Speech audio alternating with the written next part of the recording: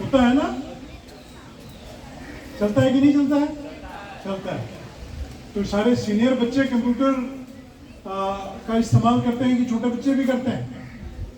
किस क्लास के बच्चे कंप्यूटर का इस्तेमाल करते हैं?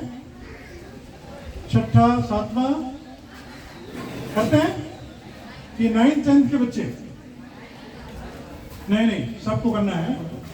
मैं निवेदन करूंगा प्रिंसिपल साहब से, गौरव बाबू से और सचिका बाबू से कि कंप्यूटर क्लासेस के लिए कंप्यूटर की कमी नहीं होने दी जाएगी। अगर आपका कंप्यूटर क्लास में जगह है, टेबल कुर्सियां हैं, तो आप जितना चाहिएगा उतना कंप्यूटर आपको मुहैया कराएंगे, बशर्ते आप उसका इस्तेमाल करें। हिंदी में बात नहीं समझा थी, लगा तो सादरी में बात कर का बात नहीं समझा थी ना कुछ। हाँ, हम नहीं आपस में बात कर रहे हैं। हल्ला गुल्ला नहीं करना। देखिए, कुछ बात बहुत ध्यान से सुनिए। पता नहीं किस तरह के अतिथि आपके यहाँ आते हैं। आपके पीछे जिनकी प्रतिमा है उनको सब जानते हैं, बाबा कार्तिक राव को, लेकिन उनके बारे में कम जानते हैं। आप ये जानते हैं कि वो लिटाटोली के रहने वाले थे, लेकिन वो कैसे कार्तिक राव से बाबा कार्तिक राव बने उस जानकारी है? कार्तिक बाबा के हमें 3 बात में जाने, हमारे मतलब पूरा देश और दुनिया। पहला बात, एकदम गरीब घर का छुआ।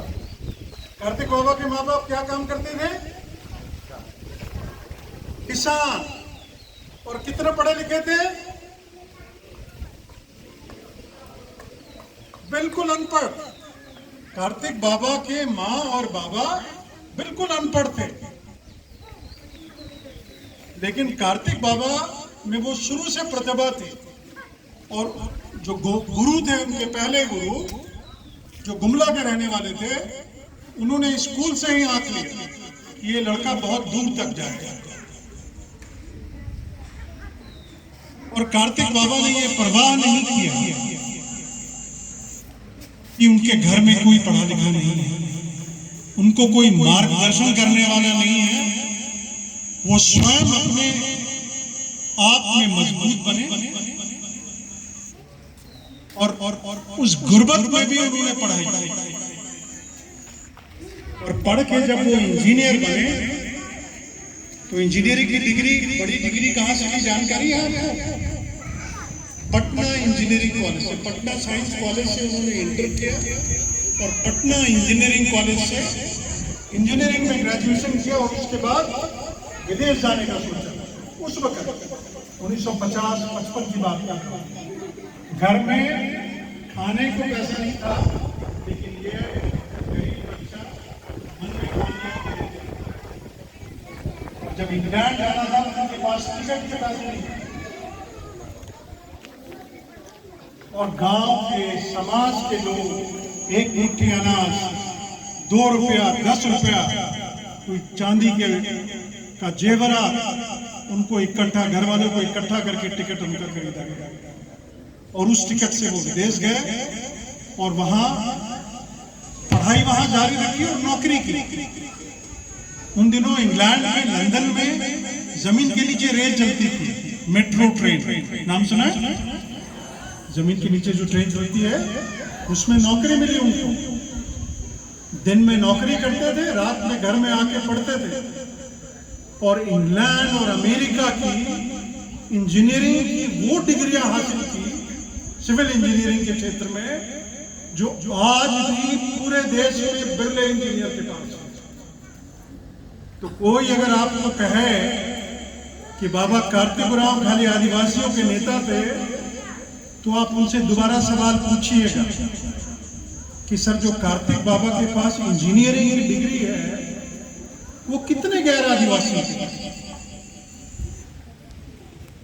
और आपको आश्चर्य होगा कि उनके जैसे इंजीनियर जिनके पास सिविल इंजीनियरिंग की ये जो डिग्रियां हैं, आपने नाम के नीचे डिग्री देखा है, लिखा देखा है ना? तो कभी सर से पूछते हैं आप लोग कि सर ये क्या डिग्री है? वो सिविल इंजीनियरिंग की आगे की डिग्री। और वो जब डिग्री लेके पंडित नेहरू जी लंदन में देखेंगे कार्तिक बाबा, जब भी कोई देश का The प्रधानमंत्री Bluetooth विदेश device जाता is है ready to pair.